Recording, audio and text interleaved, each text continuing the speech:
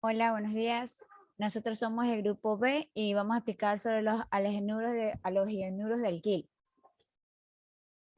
Somos León Piguave, Trujillo Camposano y Casachenko Sergey. Siguiente diapositiva.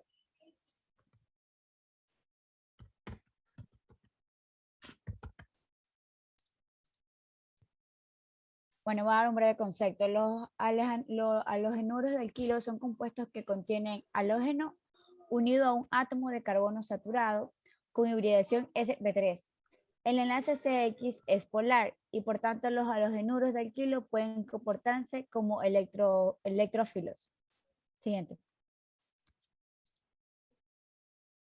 Ok, vamos a enfocarnos en su estructura.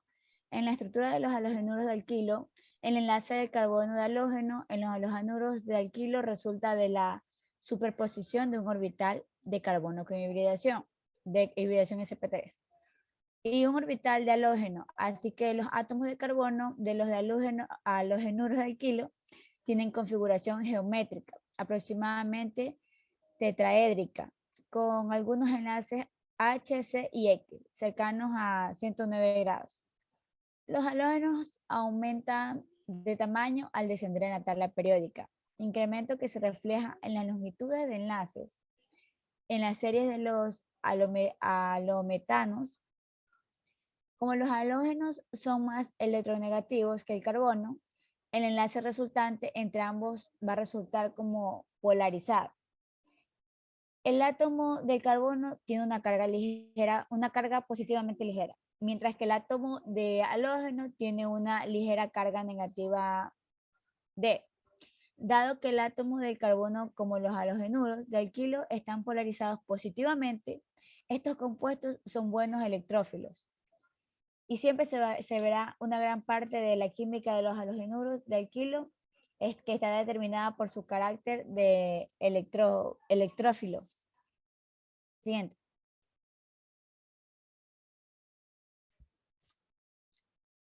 Ok, vamos a hablar sobre las propiedades. Entre sus propiedades está que en su punto de ebullición de los halogenuros siempre va a ser más alto comparado con los alcanos y se incrementa conforme va aumentando el número de los carbonos. También estos son insolubles en agua, pero solubles en compuestos orgánicos de baja polaridad, como el benceno y el éter. Se puede explicar que a pesar de sus modestas polaridades, los halogenuros del kilo son insolubles en agua, tal vez porque no son capaces de establecer puentes de hidrógeno. Son solubles en los disolventes orgánicos típicos de baja polaridad, como el benceno, el éter, que ya lo nombré, el cloroformo o la ligroína. También presentan puntos de función mayores que los alcanos. Tienen puntos de función y de ebullición relativamente bajos y son solubles en disolventes no polares e insolubles en agua. Refiriéndonos también a su densidad con respecto al agua, esta siempre va a depender del tipo de halógeno. Los fluorosos o clorurosos son más o menos densos, en cambio a los yodurosos o brumuros, presentan una mayor densidad. Como conclusión podemos decir que en consecuencia los alcanos y los halogenuros de alquilo tienen las propiedades físicas que podemos esperar para compuestos de baja polaridad, cuyas moléculas siempre se van a mantener juntas por fuerzas, ya sean de Van o de Wolff, o por atracciones dipolares débiles. Hay otra consecuencia que resulta de su baja polaridad, y esta es que mientras los alcanos y los halogenuros de alquilo son buenos disolventes para otras sustancias de baja polaridad, entre ellos mismos, como por ejemplo son incapaces en cambio de solvatar apreciablemente iones simples, de modo que no van a poder disolverse en sales inorgánicas. Gracias.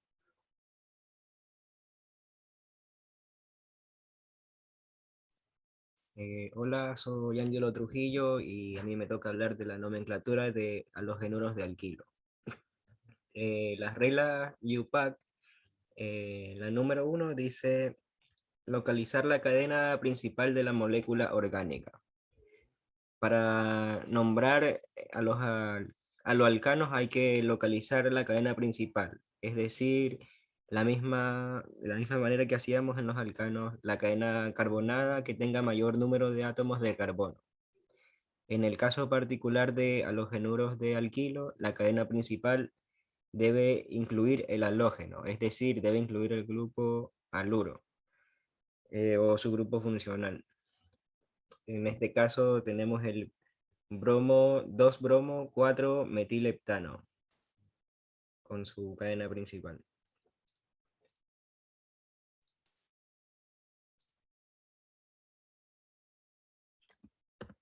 Ya. La regla número 2 dice numerar y nombrar la cadena principal de la molécula orgánica. Al igual que sucedía con los alcanos, una vez localizada la cadena principal de la molécula orgánica, hay que contar el número total de átomos y utilizar los prefijos que se indica para la longitud de la cadena principal carbonada. Como en los halogenuros de alquilo existe un halógeno en la estructura, no solo hay que localizar la cadena carbonada con mayor número de carbonos, sino que habrá que numerarla para otorgarle un menor número al sustituyente o los sustituyentes. Esto quiere decir que se le otorga el menor número al halógeno y se indicará su posición en la cadena principal mediante un número que antepondremos al nombre. Y después ordenar los nombres de los sustituyentes por orden alfabético. Si hay varios grupos halogenados iguales que se repiten en la cadena carbonada, se suelen nombrar igual que en los alcanos. Por ejemplo, di, tri o tetra. Y esta letra no influirá a la hora de ordenarlos alfabéticamente. La regla número 3 dice que al añadir el sufijo de la cadena principal, o sea, se añade el sufijo de la cadena principal, como el halógeno que está situado en la cadena principal, un sustituyente, hay que nombrarlo en base a la nomenclatura del tipo de cadena principal. Si, por ejemplo, en los alcanos ponemos el sufijo ano, en los alquenos el sufijo eno, alquino, sufijo ino, así, etc. En el caso concreto de un alcano, tendríamos que añadir el sufijo ano a continuación del prefijo que indica el número total de carbonos de la cadena carbonada y el número del halógeno.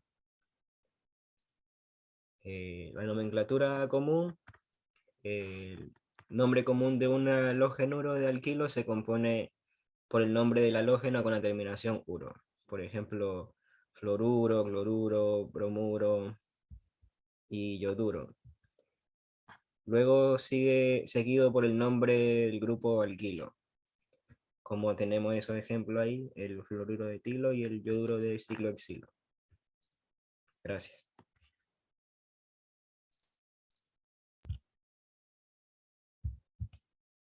Hola, yo soy Cafechenko Sergei y yo voy a hablar de lo que es las reacciones de eliminación. Una eliminación implica lo que es la pérdida de dos átomos o grupos del sustrato. Generalmente en la formación de un enlace pi, generalmente con la formación de un enlace pi. Esto depende de los reactivos y de las condiciones en las que se encuentren. Una eliminación debería ser un proceso de primera orden, que es la eliminación E1, o de segundo orden, E2. E1 significa lo que es eliminación unimolecular. La eliminación E2 significa eliminación bimolecular. El mecanismo de primer orden, E1, es un mecanismo en dos etapas. Tiene dos etapas, lo que es la etapa lenta y lo que es la etapa rápida, como podemos apreciar. La etapa lenta es la formación del carbocatión y la velocidad de reacción depende únicamente de la concentración del sustrato RH. El carbocatión se forma ya que se sustrae lo que es un hidrógeno de un carbono. Entonces, este queda cargado positivamente. formándose así, como se conoce, un carbocatión. La reacción es de primer orden porque, como mencioné antes, es una eliminación de orden 1 o unimolecular. Después pasamos lo que es al segundo paso, lo que es a la fase rápida, donde una base abstrae un protón del átomo de carbono adyacente al carbocatión. Entonces, los electrones que antes formaban el enlace carbono-hidrógeno, recordemos que este se sustrayó el hidrógeno, ahora forman el enlace pi entre dos átomos de carbono. Una forma muy fácil de reconocer lo que es una eliminación E1 es cuando, en la reacción básicamente solo hay una sola molécula grande y una base no tan fuerte. Vemos que aquí solo hay lo que es una molécula, no está lo que es en una interacción fuerte con otras, sino es la ionización y formación de enlaces dentro de una sola. Por eso es unimolecular. Ahora pasemos a la siguiente diapositiva.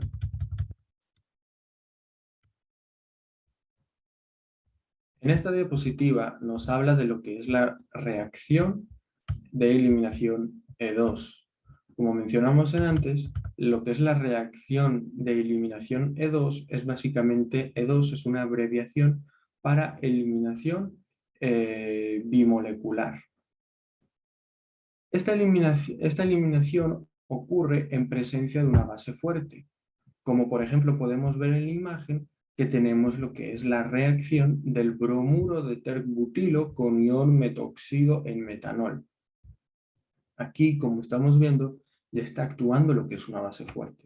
Aquí ya hay lo que es una fuerte interacción entre lo que son dos moléculas, ya con lo que son ya dos moléculas. A ver, la velocidad de esta eliminación es proporcional a las concentraciones tanto del haluro del alquilo como de la base, dando lugar a una ecuación de velocidad de segundo orden. Esto es un proceso biomolecular, ya que participan el haluro del alquilo y la base en el estado de transición, dos moléculas como mencioné anteriormente. Por lo que este mecanismo se expresa como E2, la forma abreviada de bimolecular. Las reacciones E2 requieren de la abstracción de un protón de un átomo de carbono próximo al carbono que lleva el halógeno. Si hay dos o más posibilidades, se obtienen mezclas de productos. Muchas gracias.